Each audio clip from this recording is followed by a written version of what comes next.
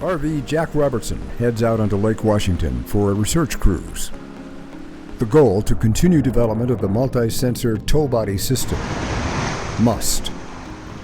Joining the APL-UW science and engineering team on this cruise, two Naval ROTC midshipmen, Joshua Lee and Brennan Hunt. This cruise caps Josh and Brennan's 10-week internship under guidance from their advisor, APL-UW physicist Aubrey España. To actually go out on a ship and see kind of this research happening on the fly, I think is a unique opportunity. It's actually really cool. So we've been working inside the laboratory on campus here. Only seen really pictures of the system, but coming here on board and actually seeing the system and walking through how the system works together gave me a different perspective on what kinds of work actually went into building this system and making it work.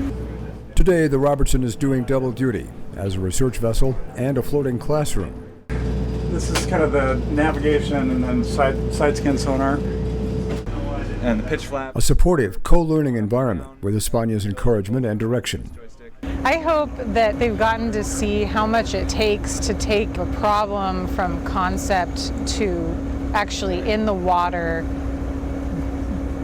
in practical application. There's a whole bunch of electronics. I'm studying human-centered design and engineering at the UW, and basically we learned that the interaction between humans and technology is very important. So it's really cool to see how people on board above the water interact with the technology that's underwater and see how the information's passed along. So you've got a bunch of streaming images. This is basically just an acoustic view into the sediment.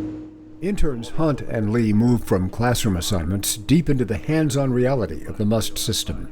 Fins and the cross in the front all kind of rotate in the same direction to make it roll one way or the other.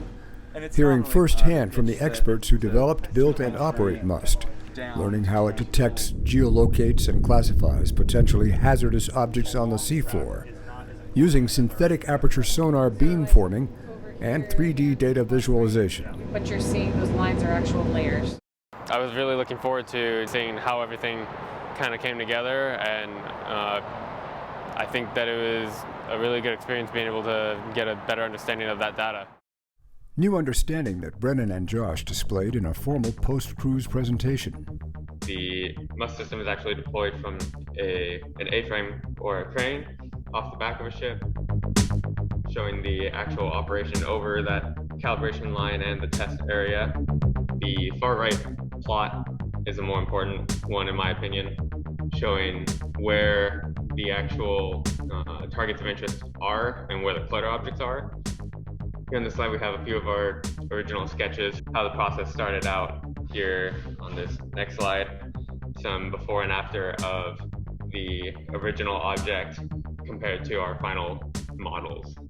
So there's not a lot of waves on this, even if the wind's blowing pretty good. APL-UW Executive Director Kevin Williams sees value in the intern experience that goes beyond the nuts and bolts. What I want them to see is how much effort goes in to a final product that somebody else can use. And I guess that's the other thing I'd like them to take away from today, is that it really is a team effort, right? Everybody there has to do their job in order, and if one person doesn't, then everybody fails. So it's definitely a team effort.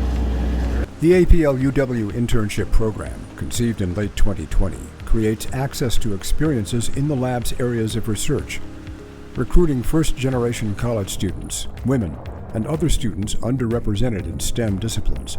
The goal is to help students realize that a career in research is both possible and achievable.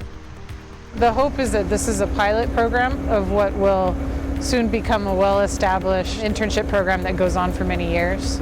I am very grateful to our two interns that we've had at this first go-around for just rolling with the punches as they came and kicking this off in the middle of a pandemic.